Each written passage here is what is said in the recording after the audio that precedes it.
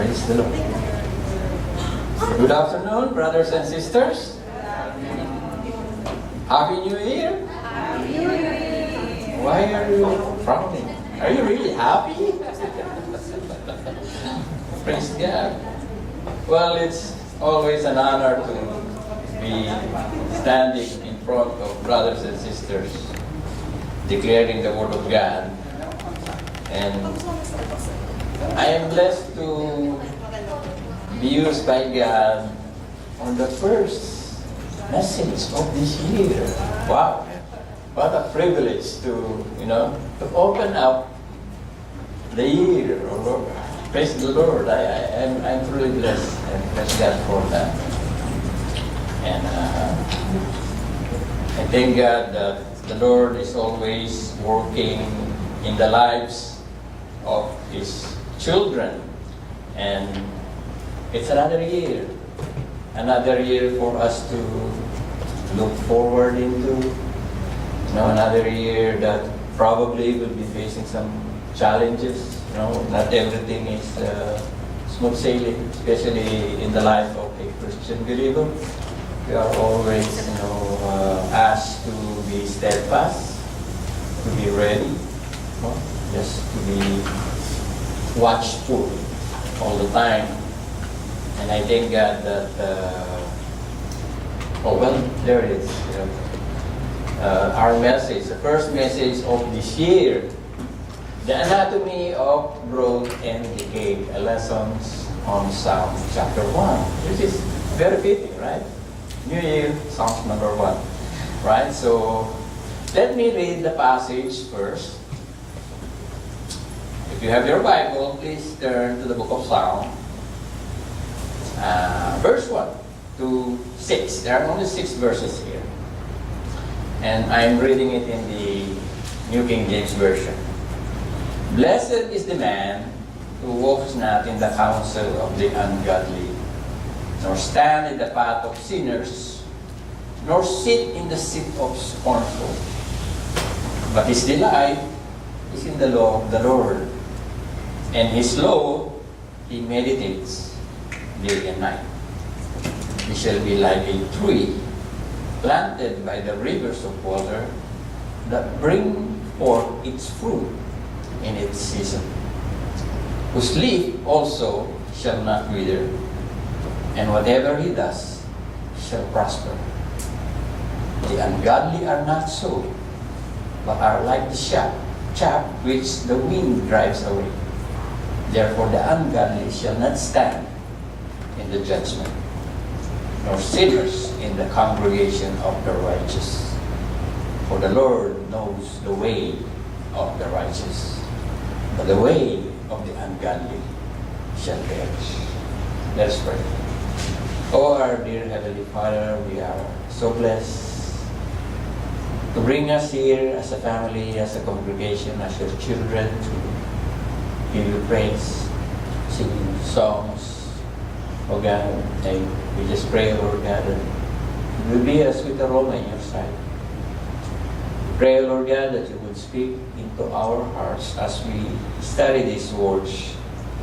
We pray, Lord God, that you remind us of this throughout the year, oh God.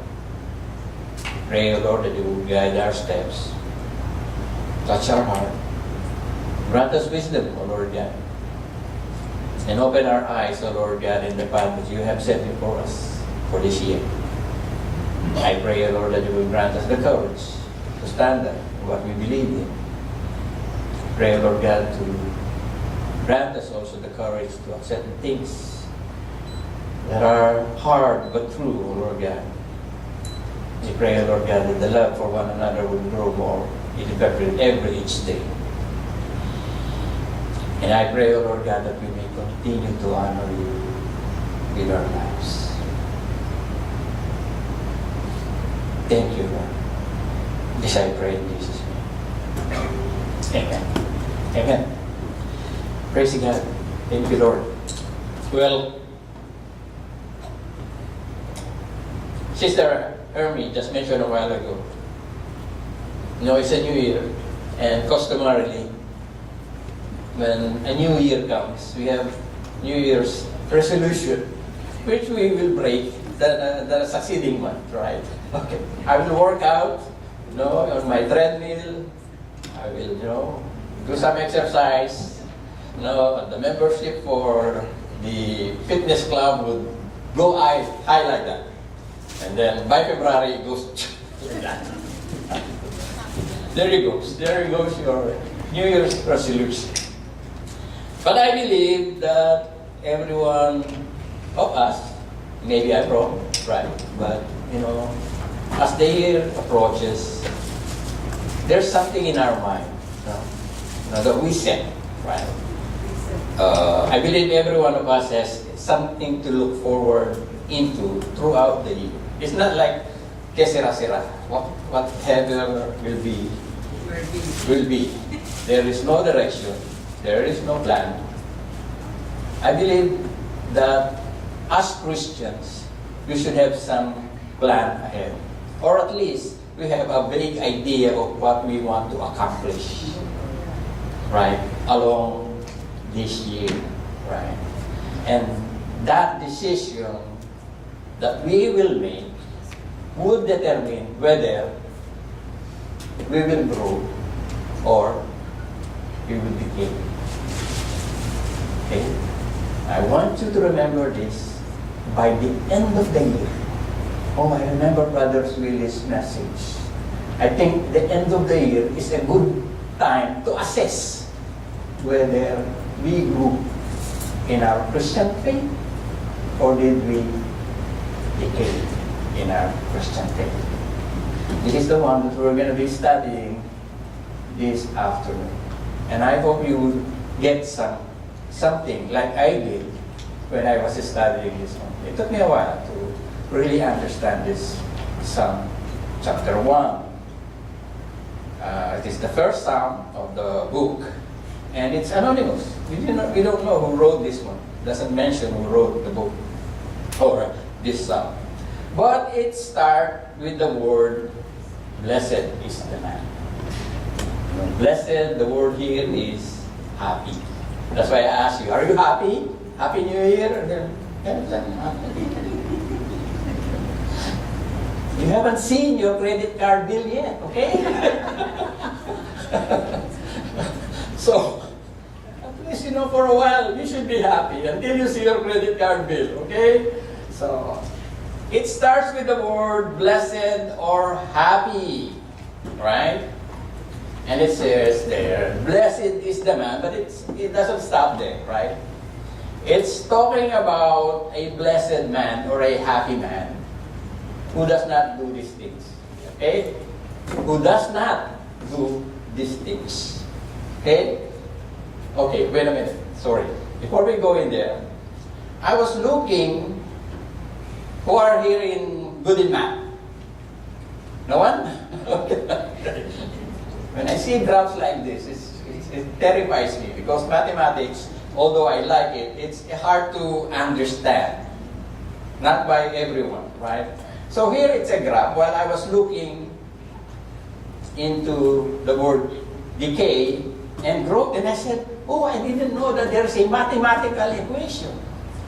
Right? I didn't know that there's a mathematical equation when it comes to growth and decay. And the way I look at it, the mathematical equation is actually similar. If you look at the leftmost side, y is equal to 1/2 to the x power, is similar to the one on the right, which is y to the x power. The only difference here is 1/2, the other one is 2. Right? Half and 2. That's the only difference. There is y and there is an x. But if you look at the graph, one goes up, the other one goes down. Right? The red one goes down. As you approach x, it goes down and down and it's decaying until it reaches a certain point that is almost 0. While the blue line is climbing up exponentially. Both are exponential functions. Meaning to say, a small difference in your base, right, has a significant change in the y value.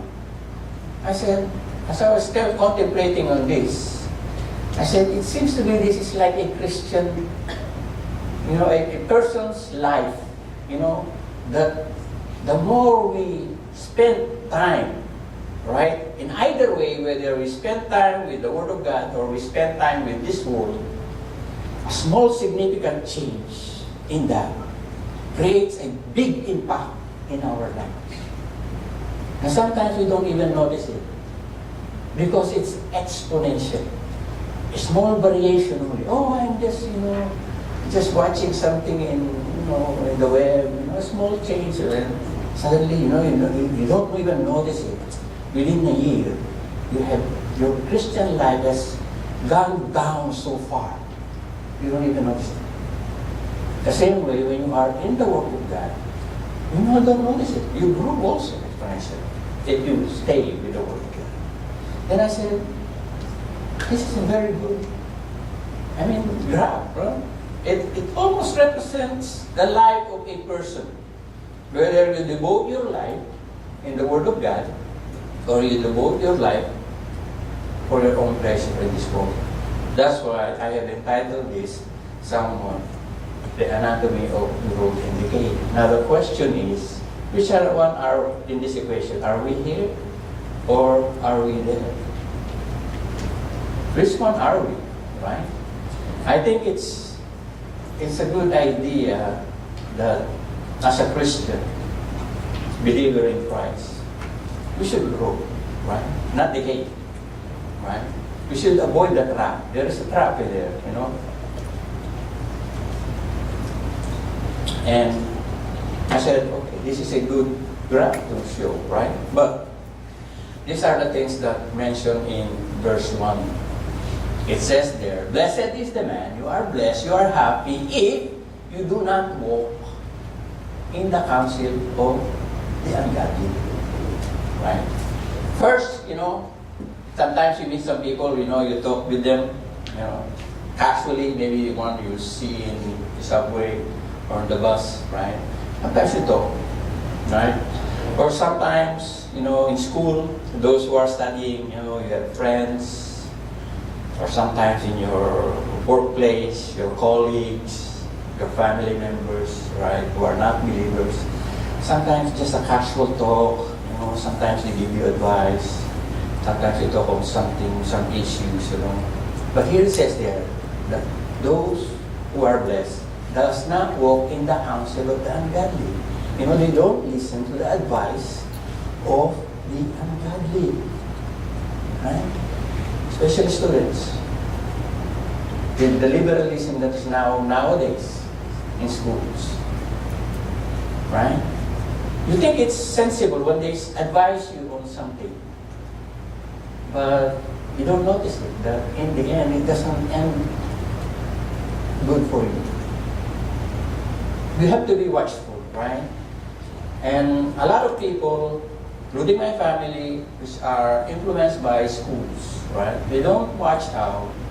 We don't know that our kids are drifting away, decaying in their belief. They're gradually decaying. By the time they reach university, you might not even see them in church anymore. Sad to say, it happens. Right? So it starts with walk not in the counsel of the ungodly. You know what the devil needs only is a foothold. Only a foothold. When you climb a mountain, you need something to put your foot into before you could move forward. The same thing is the strategy of the devil. The devil will only find a foothold in your life to begin with, to pull you away from the will of God. And we should be careful about that. We should not give the devil a foothold. Why? Because sometimes, that foothold becomes a hold. And then you start to stand. Right? Before you were just casually walking, you're just listening to some conversation, some advice. Before you knew it, you become so interested. So, you stop and start listening and entertaining more of these ideas that actually draws you away from the will of God. it becomes a hold. Now it's no longer a foothold, now it's a hold. It's grabbed you already. You have been caught and enticed by these things. You have to be careful with this, right? And it doesn't stop there, right? What happened after that? Oh, it's more interesting now. I don't want to be talking about this standing, right? I don't want to be talking about this standing because it's getting very interesting. Why don't we sit down and really discuss about this? That's how it becomes a stronghold. A stronghold is much difficult to break. That's why in the beginning, you have to stop it right away. You don't let the devil have a foothold in your life, because it becomes a hold and then it becomes a stronghold. And it's much, much more difficult to break away from the stronghold of the enemy because you have been hooked. Yeah? You have taken the bait, hook, line, and sinker. That's what they say. You know, you become so engrossed in it that you think, oh, this is good, it's pleasurable, it's fun. I'm having more, fun here than in the church. In church, it's boring. It's, not much fun in there. I want to go to the bar. I want to go places. Go to the casino. It's more fun. Playing the slot machine. When I see the money coming, a lot of people get enticed. If I only have $1 million, it's okay. Nobody's saying play the lottery. Christians play lottery. It's so sad. Right? And one time I asked me, Brother Bill, is it bad to play the lottery? I said, I'm not going to answer that. I'm just going to ask you a question. Do you trust God that He will provide for your need? The answer to that question, answer your question. Do you believe that God will provide for your needs? If your answer is yes, then it's simply you don't need lottery.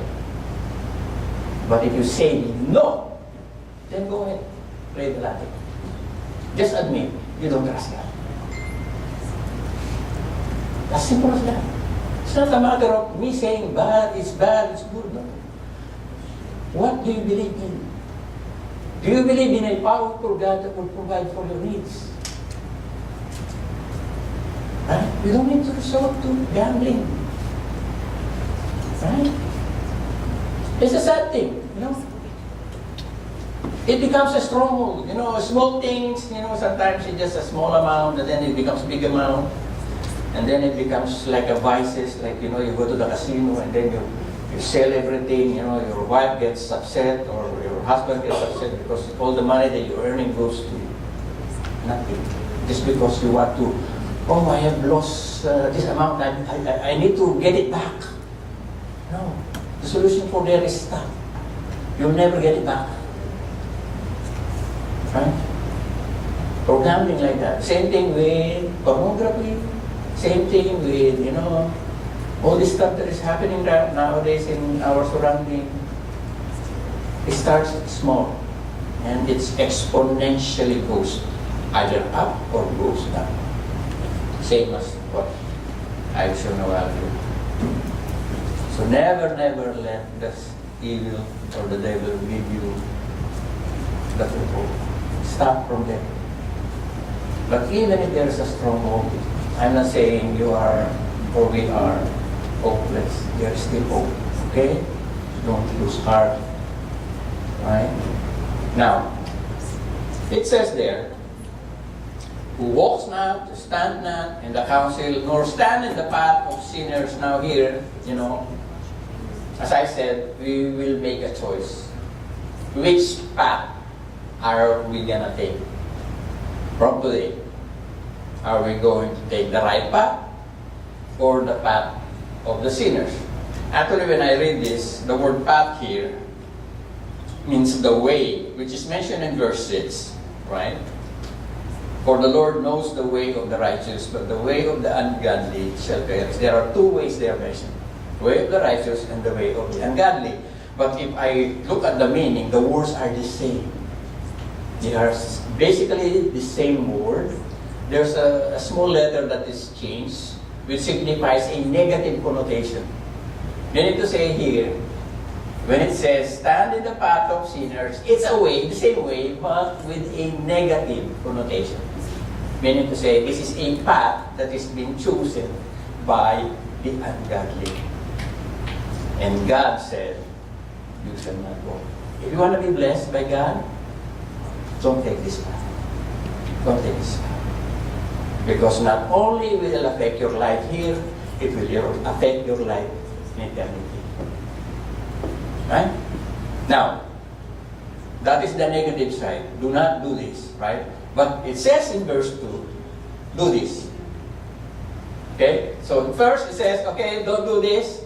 This will only lead to heartache, pain, and sorrow, and misery, not only here, even in the afterlife. Instead, do this one. Do this one. You know, before, in the Middle Age, or in the ancient time, no electricity, they only have lamp, no television, no internet, no movies, no manga, okay? No, all the stuff that we have nowadays. This is not there. It's only the simple things we have. You know, they have a small lamp, and mostly the people, you know, they gather together, and here it shows you the illustration. It says, delight in the law of the Lord. And his law he meditates day and night. Now, the word delight there. Delight means pleasure, or longing, or desire, right? Now, do you read your Bible? Okay, like you answer it, okay? I'm going to answer it for you. Do you read your Bible? Do you find delight in reading your Bible? Do you find delight in knowing God's will? Some people will say, well, it's better that I don't know, because if I don't know, I don't feel guilty. Any one of you have that kind of mindset? You know, it's better I don't know, because if I don't know, I don't feel guilty. But if I know, it says that do not commit adultery, do not look at the woman lustfully. I do that all the time. Better I don't know that. You know, so if I do it, I don't feel guilty. But you know, ignorant of the law excuses no one, right? Even here in Canada, you say, no, officer, I didn't know it's wrong to park in the curb. So, you're still guilty of breaking it. Right?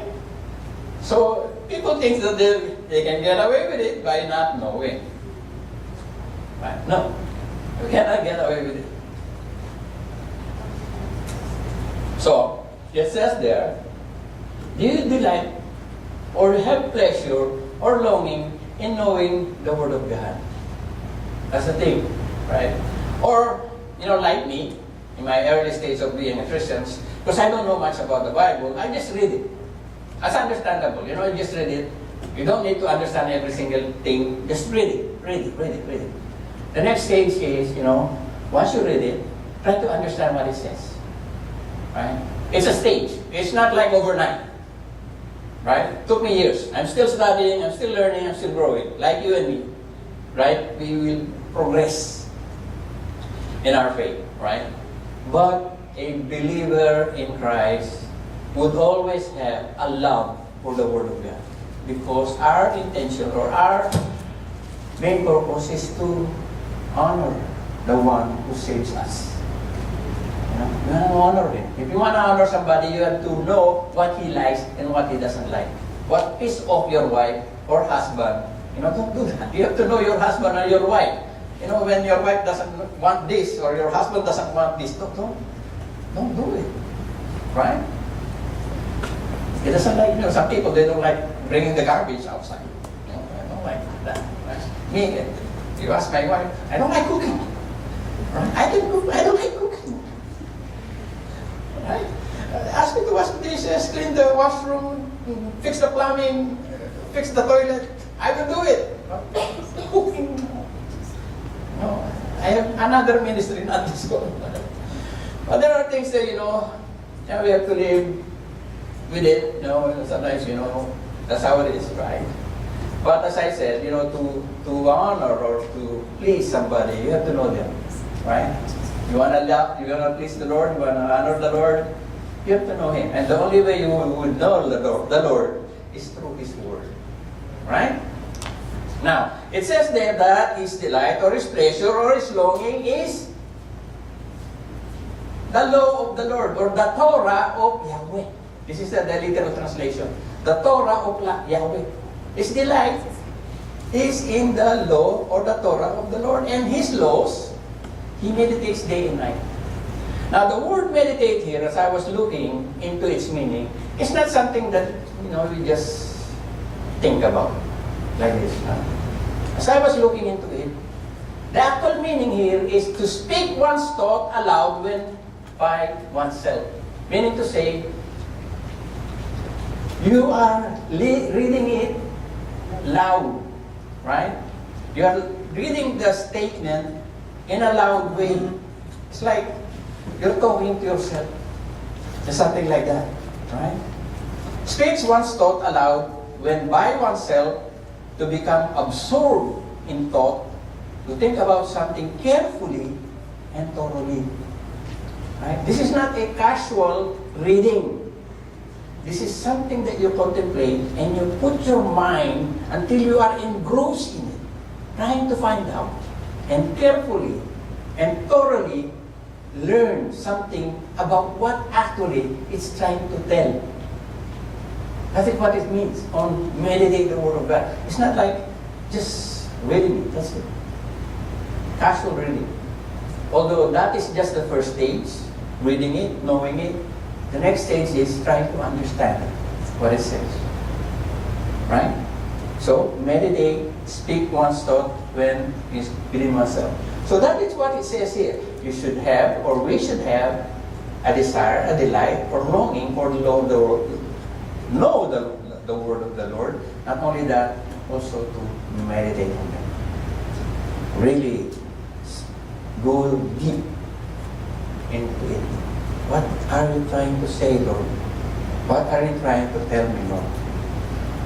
And the thing is, here, it also explains to us, those people who delight in the law of the Lord, and who meditates day and night, there is a comparison. A comparison that mentioned here, that shall be like a tree planted by the rivers of water, that brings forth its fruit in its season, whose leaf also shall not wither, and whatever he does shall prosper. Whoever has been in the Middle East here? Anybody in the Middle East here? I've been in the Middle East. Okay. Okay. Right? Have you seen a date farm? Okay. In the desert. Right? When I go to Hufuf, I work in Saudi Arabia in Dammam. It's more than an hour. I think around 2 hours. Drive from Dammam going to Hufuf. And all you're gonna pass is a desolate desert land. Nothing. You're not gonna see anything. Not a single tree you will find. All you see is rock, gravel, and sand. That's it. Maybe you see once in a while, you see some camels, okay, some bush, a small bush. But you never find something like this until you reach a certain oasis. They call it an oasis because it's in the middle of the desert. And in the middle of the desert, you will see date trees, palm trees, right? And why they are growing there is because they have water in that area, right? So when the psalmist wrote this one, he shall be like a tree planted by the rivers of water. Actually, what it says here is not really rivers of water, but actually a canal, a water source, like this one. It's not a river, it's just a canal. It's just a means of watering the date plants, right? And to those who like dates, they are sweet. I like dates, right? They're very sweet, actually. But when you plant a dates in this area, when you go and harvest them, you will see that they have this cluster of fruits. So sweet, so delicious. Unless you are diabetic, of course, it's another problem. But it says here, it brings forth its fruit in season.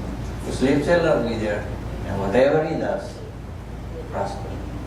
The date does not need to worry about drought, does not need to worry about heat, does need to worry about anything because the area where it was planted has a source that will provide for its need. The same thing for us, because it compares us.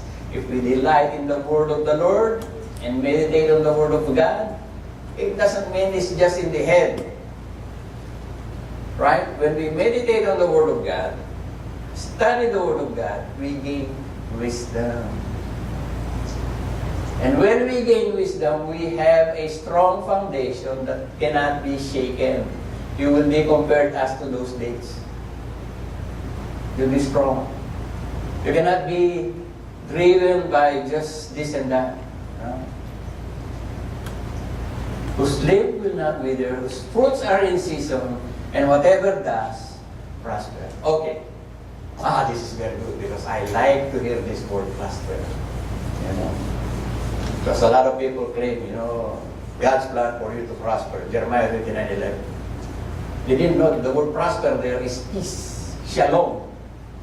It's not money. Right? Everybody claiming Jeremiah 29:11, the plan for you is prosper you, and not to harm you. I would see the prosper means dollar. Ding, ding, ding, ding, ding. Oh, dollar. Right? It's not. The word prosper there is shalom, which means peace. The Lord that will provide for you is not the money, it's peace, completeness. Right? Here, the word prosper is actually prosperity. Right? It's actual prosperity. It's not shalom, not peace. This is not the same word. But here, it's actually prosperity. Now, it's good. This one exactly says prosperity. Okay? Until you realize that the psalmist is what he's saying here.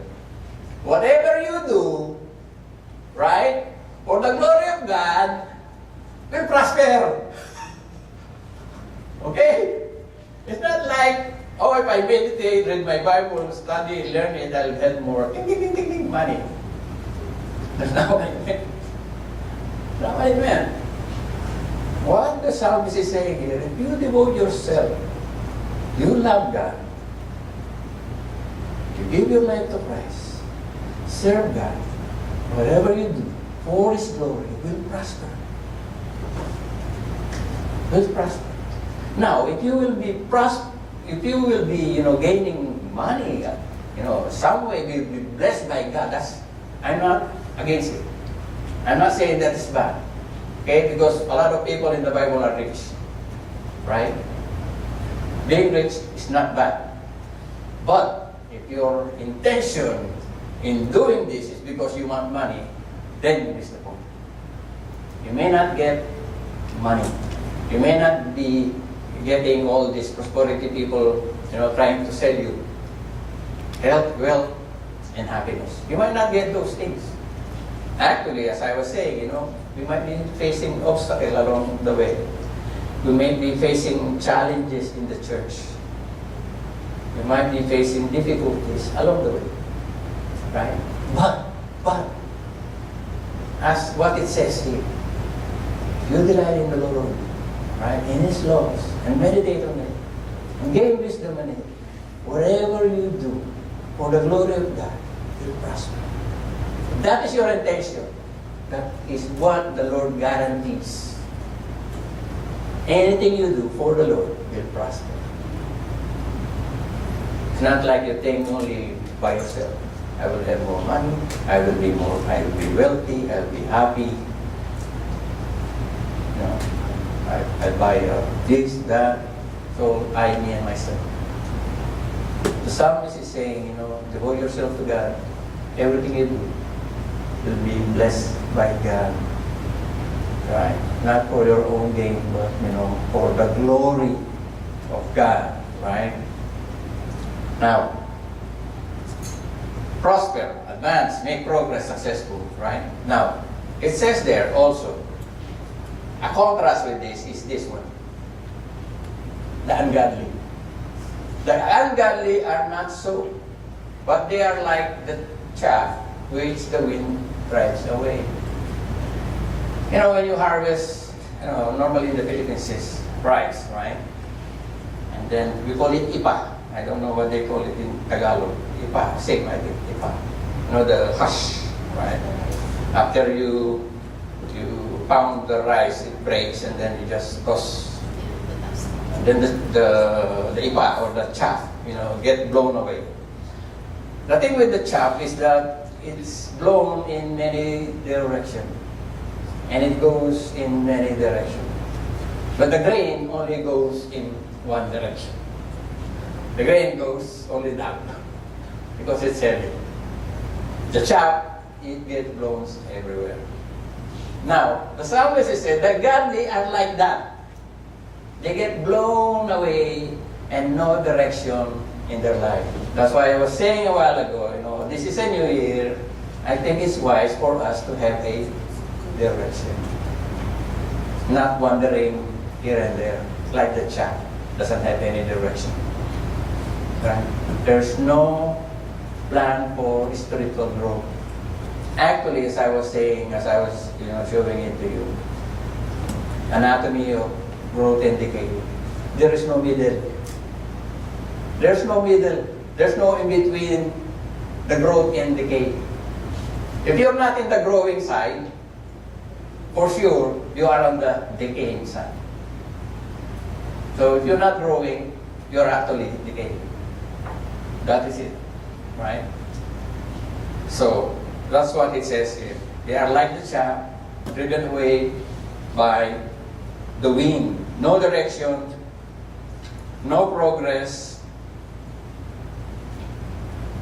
no meaning. How is it to live a life without meaning? Can you tell me? You're living you're just like the grass, you just grow. And then tomorrow you wither and then you get cut and burn. That's it. Is that your life? No direction, no meaning. Meaningless life. I think that's the most difficult thing to ponder. That I am here just to occupy space. That's it.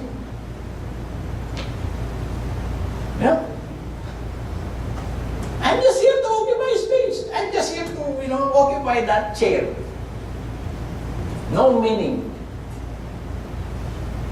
Why are we even living if we're just like that? You have no purpose in life. No meaning at all. Why am I here? That's a big $1 million question. Why am I here? You don't know.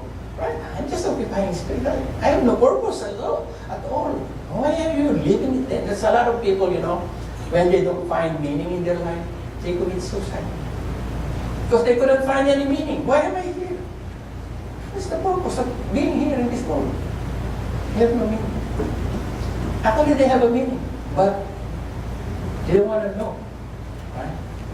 Because every creation, God has a plan for it. There's no I didn't create this guy. I don't know this guy. Every one of us, God knows. Right? It's just knowing where God would use you. There is a purpose for every one of us. Just knowing it. That's why we have to know the will of God. That's why we have to meditate on the Word of God.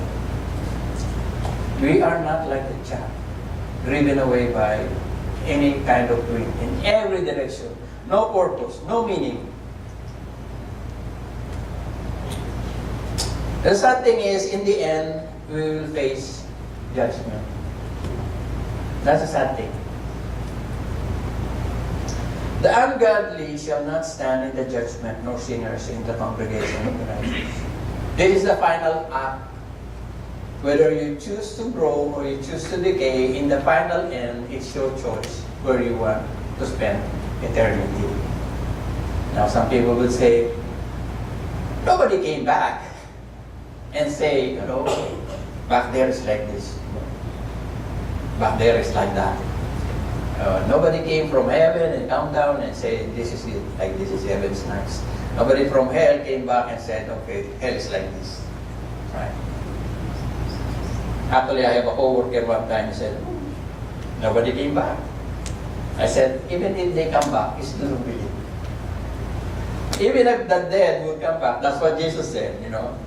Even if the dead come back and tell you, you know, I was dead and I was alive, I saw hell, and tell you, you still would not believe. That's what Jesus said, because your heart is already hardened. You already set your mind. Now the sad thing about this is that I always mention this, the Pascal's wager. Just use your logic. Simple logic. You believe in God, I believe in God, you don't believe in God. Maybe there is no hell, there is no heaven. Maybe you are right. I believe in heaven, I believe in hell. I believe that there is life after death. There is eternity wherein the good will go to heaven and the bad will go to hell. You don't believe that? Maybe you are right. If you are right, nothing will happen to me. Nothing will happen to you. But if I'm right, what would happen to you? Right? Nothing happened to me. I'm sorry for you. Right? Just simple logic. Would already demolish your idea. Right? It's safer to believe rather than not to believe. Right? I'm just using logic, but we have so much evidence to prove that that is true.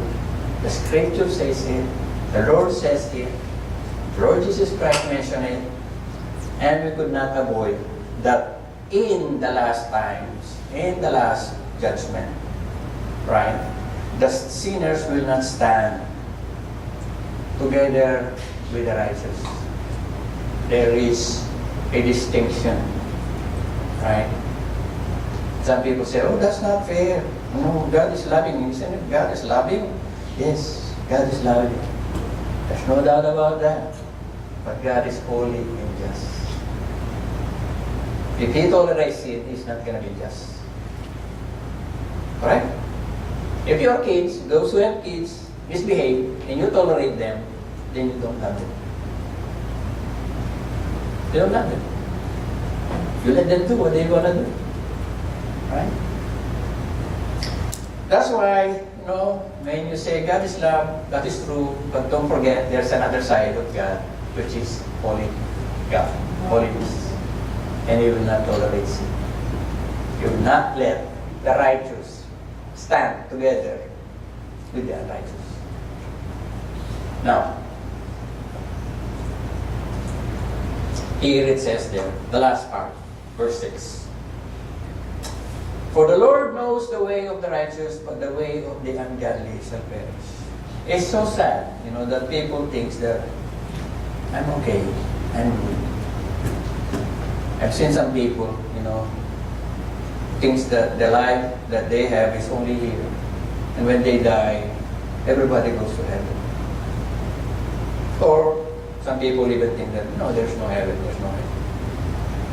Some people believe in heaven and hell, and everybody goes to heaven when they die.